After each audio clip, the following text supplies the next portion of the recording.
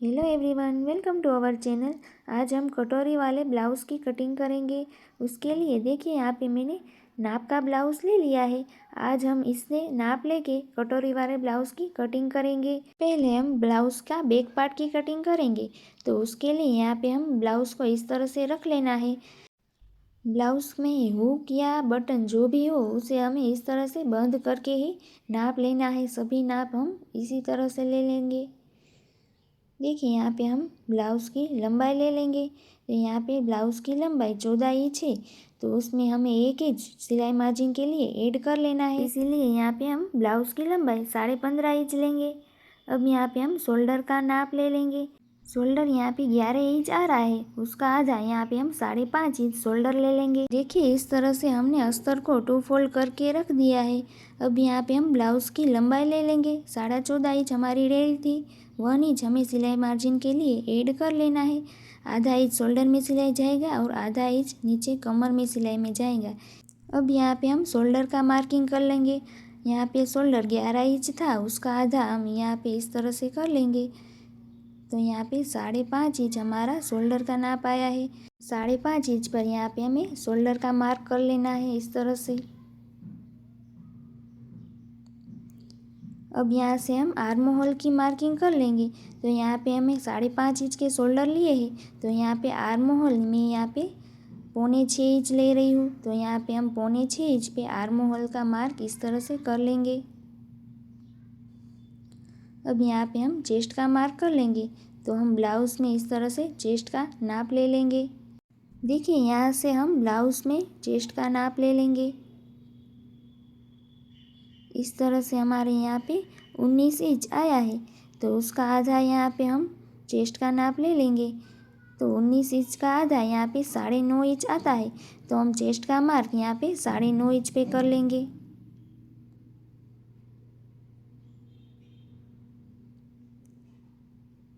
इस तरह से 9.5 इंच पे मार्क कर लिया है।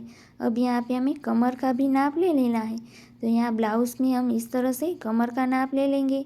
तो यहाँ पे 14 इंच आया है, तो उसका भी हमें आधा लेना है, तो 7 इंच आएगा।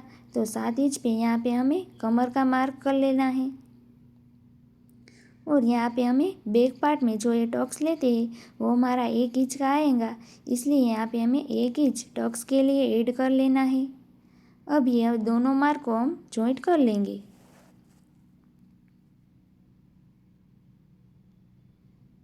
अब यहाँ पे हम आर्म होल का शेप दे देंगे। बैक पार्ट में हमें आर्म होल 1.5 इंच पे मार्क करके शेप देना होता है। तो इस तरह से 1.5 इंच पे मार्क करके हम इस तरह से गोलाई दे देंगे। अब यहाँ से हम 2 इंच सिलाई मार्जिन के लिए एक्स्ट्रा ले लेंगे। कमर में भी हम यहाँ पे 2 इंच ले लेंगे। ये दोनों मार्क को हम मिला लेंगे इस तरह से। अब यहाँ पे हम नेक की मार्किंग कर लेंगे। तो यहाँ पे हमें ब्लाउज़ को इस तरह से रख लेना है। नेक की लंबाई यहाँ पे हमारी देखिए 10 इंच आ रही है। इस तरह से हम नाप ले लेंगे। 10 इंच यहाँ पे हमारी नेक की लंबाई आ रही है। और यहाँ पे हमें नेक की चौड़ाई को भी नाप लेंगे। तो नेक की चौड़ाई यहाँ पे 5.5 इंच आ रही है, तो 5.5 इंच का यहाँ पे हमें आधा कर लेना है। तो यहाँ पे 5.5 इंच का आधा यहाँ पे देखिए 2.25 के बराबर कुछ आ रहा है, इसीलिए यहाँ पे हम 2.25 इंच पे मार्क कर लेंगे। और यहाँ पे नेक की लंबाई यहाँ पे हमें 10 इंच आई थी, तो यहाँ पे 10 इंच पे मार्क कर लेंगे। और नीचे की हिस्से में भी हम नेक की चौड़ाई नाप लेंगे। तो यहाँ से हम नेक की चौड़ाई नाप लेंगे।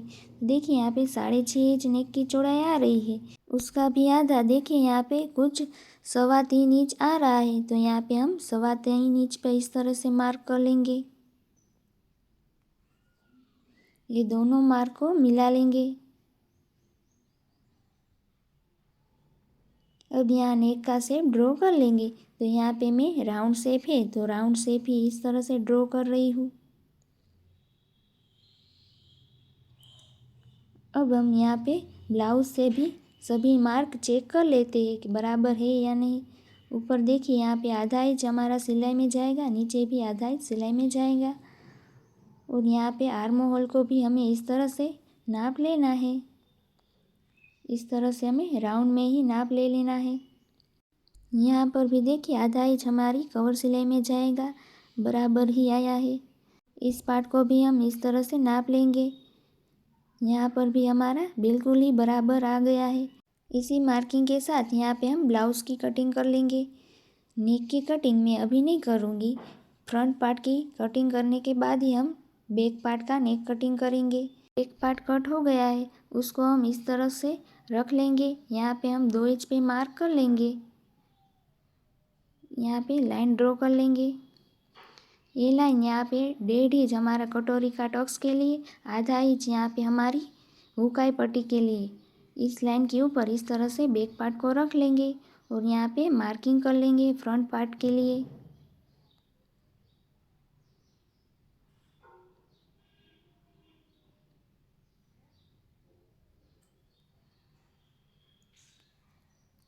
अब यहाँ पे हमें आर्म होल का शेप ड्रॉ करना है, इसीलिए यहाँ पे हमें दोनों साइड इस तरह से लाइन ड्रॉ कर लेंगे। फ्रंट पार्ट में हमें आर्म होल का शेप 1 इंच पे मार्क करके देना होता है, इसलिए हम 1 इंच पे इस तरह से मार्क करके आर्म होल की शेप दे देंगे। अब यहाँ पे हमें 2 इंच लिया है, हमारा 1.5 इंच कटोरी के टक्स के लिए है और आधा इंच हमारी हुकाई पट्टी के लिए है। अब यहाँ पे फ्रंट पार्ट में नेक की चौड़ाई नाप लेंगे, तो 5.5 इंच नेक की चौड़ाई है और यहाँ पे नेक की लंबाई देखिए इस तरह से लंबाई को ले लेंगे, तो यहाँ पे हमारी 6 इंच लंबाई आ गई है। तो यहाँ पे नेक की चौड़ाई 5.5 इंच का आधा यहाँ पे 2.25 इंच पे मार्क कर लेंगे और यहाँ पे लंबाई हमारी 6 इंच आई थी, तो हम 6 इंच लंबाई लेंगे। अब हम ब्लाउज़ में नीचे के हिस्से में भी नेक की चौड़ाई को नाप लेंगे, तो यहाँ पे इस तरह से ब्लाउज़ को रख लेना है। अब यहाँ पे भी हम नेक की चौड़ाई को नाप लेंगे, तो यहाँ पे 6 इंच आया है, तो 6 इंच का आधा यहाँ पे हम 3 इंच पे मार्क कर लेंगे। इस तरह से 3 इंच तक हम लाइन ड्रॉ कर लेंगे। इस मार्क को इस मार्क से मिला लेंगे। अब यहाँ पे हम राउंड शेप ड्रॉ कर लेंगे इस तरह से। अब यहाँ पे हम ब्लाउज़ का बटन है उसको इस तरह से खोल लेंगे। यहाँ पे अब हम इस पल्ले की लंबाई को ले लेंगे, तो यहाँ पे इस पल्ले की लंबाई 4 इंच आ रही है। अब हम अंदर की ओर दूसरी साइड यहाँ पे पल्ले की लंबाई 3.5 इंच आ रही है, तो यहाँ पे हम नेक के नीचे यहाँ पे 4 इंच पे मार्क कर लेंगे और आर्म होल के साइड यहाँ पे हम 3.5 इंच पे मार्क कर लेंगे। ये दोनों मार्क को हमें मिला लेना है।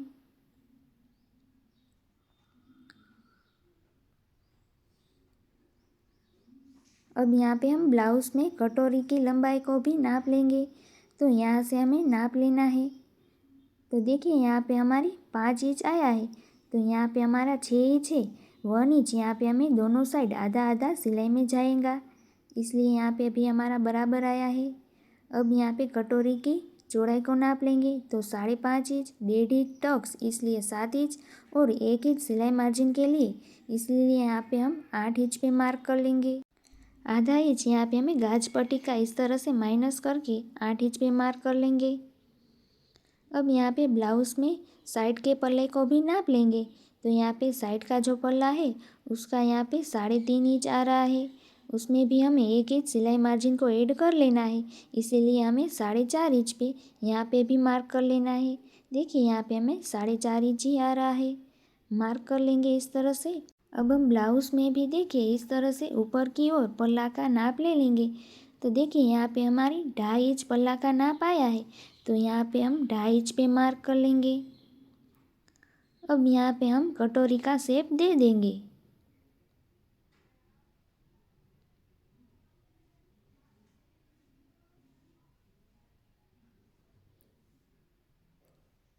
देखिए इस तरह से हमें कटोरी का शेप दे देना है। यहाँ पे हम ऐसी कट में ही ब्लाउज़ की कटिंग कर रहे हैं, इसलिए पल्ला की कटिंग यहाँ पे हम नहीं करेंगे। पल्ला की कटिंग हम यहाँ पे साइड से कर लेंगे। यहाँ पे हम पल्ले की कटिंग करेंगे, तो यहाँ पे हमारे स्लीव में सांधा आएगा। यहाँ से भी हमें आधा इंच बढ़ा लेना है और यहाँ से भी हम आधा इंच बढ़ा लेंगे।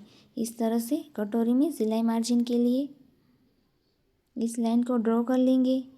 अब यहाँ पे हमें 8.5 इंच आ रहा है, तो उसका आधा यहाँ पे हम मार्क कर लेंगे। इस मार्क से हम यहाँ पे इस तरह से क्रॉस में टेप रख लेंगे। यहाँ पे भी हम लाइन ड्रॉ कर लेंगे। अब इस लाइन को हमें नेक के साथ मिला लेना है इस तरह से। अब हम इसी मार्किंग के साथ यहाँ पे कटिंग कर लेंगे। देखिए इस तरह से।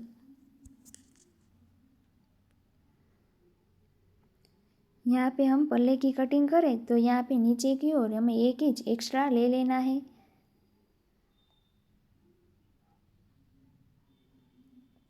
इस तरह से दोनों पार्ट की कटिंग हो गई है। अब हम कटोरी को इस तरह से 2 फोल्ड कर लेंगे और एक्स्ट्रा फैब्रिक को इस तरह से कटिंग कर लेंगे और यहाँ पे कट लगा लेंगे टक्स के लिए। अब यहाँ पे कटोरी में हम नेक की इस तरह से गोलाई दे देंगे। देखिए इस तरह से। अब यहाँ पे हम दोनों पार्ट की कटिंग हो गई है। अब हम नीचे का पल्ला की कटिंग कर लेंगे। अब यहाँ पे 2 फोल्ड में हमारा 4 इंच था, वहाँ पे हम 4.5 इंच लेंगे। 3.5 इंच था, वहाँ पे हम 4 इंच पे मार्क कर लेंगे। अब इस लाइन को इस लाइन से जॉइंट कर लेंगे इस तरह से। अब यहाँ पे हम पल्ले की इस तरह से गोलाई दे देंगे और कटिंग कर लेंगे। पल्लू भी हमारा यहाँ पे इस तरह से कटिंग हो गया है। अब यहाँ पे हमने बैक पार्ट को ले लिया है। उसके ऊपर यहाँ पे हमें सभी पार्ट को इस तरह से रख लेना है और हमें चेक कर लेना है हमारा कोई भी पार्ट छोटा या बड़ा नहीं है, वो हमें इस तरह से देख लेना है। देखिए यहाँ पे हमें सभी पार्ट एक जैसे ही कटिंग हो गए हैं। अब यहाँ पे स्लीव का कटिंग कर लेंगे। तो 4 फोल्ड कर लिया है। अब हम ब्लाउज़ में स्लीव की लंबाई ले लेंगे। तो यहाँ पे हमारी ब्लाउज़ में लंबाई स्लीव की 6 इंच आ रही है। तो यहाँ पे हमें 1 इंच सिलाई मार्जिन ऐड करके हमें 7 इंच पे मार्क करना है। यहाँ पर भी हम 7 इंच पे इस तरह से मार्क कर लेंगे। इस लाइन को जॉइंट कर लेंगे। अब हम स्लीव की चौड़ाई का नाप ले लेंगे। इस तरह से ब्लाउज़ को उल्टा करके यहाँ पे हम स्लीव की चौड़ाई को इस तरह से नाप ले लेंगे। 9 इंच हमारी चौड़ाई आई है। यहाँ पर भी हमारी 9 इंच की चौड़ाई बराबर ही आ गई है। अब यहाँ पे हम ओपन साइड से 3 इंच पे मार्क करेंगे और अंदर की ओर यहाँ पे हम 2.5 इंच पे मार्क कर लेंगे। यहाँ से हम स्लीव का शेप ड्रॉ कर लेंगे। इस तरह से हमें स्लीव का शेप ड्रॉ कर लेना है। फ्रंट और बैक पार्ट के दोनों के लिए मैंने यहाँ पे शेप ड्रॉ कर लिया है। अब हम ब्लाउज़ में स्लीव की बॉटम का नाप ले लेंगे। तो ब्लाउज़ में स्लीव की बॉटम यहाँ पे 6 इंच आ रही है। तो यहाँ पे हमें 1.5 इंच सिलाई मार्जिन के लिए ऐड करके 7.5 इंच पे मार्क कर लेना है। इस लाइन को इस तरह से जॉइंट कर लेंगे। अब यहाँ पे हम इस तरह से स्लीव का कटिंग कर लेंगे। फ्रंट पार्ट के लिए हमें यहाँ पे 2 पार्ट में ही इस तरह से कटिंग करना है। यहाँ पे कट्स लगा लेंगे। इस तरह से स्लीव का कटिंग हो गया है। अब बैक पार्ट में हमें नेक का कटिंग भी कर लेना है। अब यहाँ पे हमें पीस को इस तरह से 2 फोल्ड कर लिया है। हमारी जो फोल्डेड साइड है यहाँ पे हमें इस तरह से बैक पार्ट को रख लेना है। ब्लाउज़ पीस में इस तरह की डिज़ाइन है, इसलिए यहाँ पे हम स्लीव को इस तरह से रख लेंगे और बीच में हम सभी पार्ट को इस तरह से रख लेंगे। अब यहाँ पे भी कटिंग कर लेंगे। नेक की कटिंग यहाँ पे नहीं करेंगे, स्टिचिंग करते समय मैं नेक की कटिंग करूँगी। यहाँ पे हमें ज़्यादा ही फैब्रिक को कटिंग कर लेना है, बाद में हम कटिंग कर लेंगे। इस तरह से सभी पार्ट में मैं एक्स्ट्रा ही कटिंग कर रही हूँ।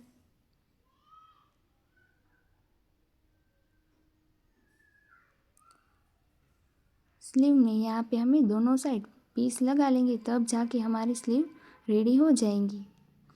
कटोरी वाली ब्लाउज़ की कटिंग कंप्लीट हो गई है। आपको मेरी वीडियो यूज़फुल लगी हो तो लाइक, शेयर एंड सब्सक्राइब जरूर करना। Thank you for watching.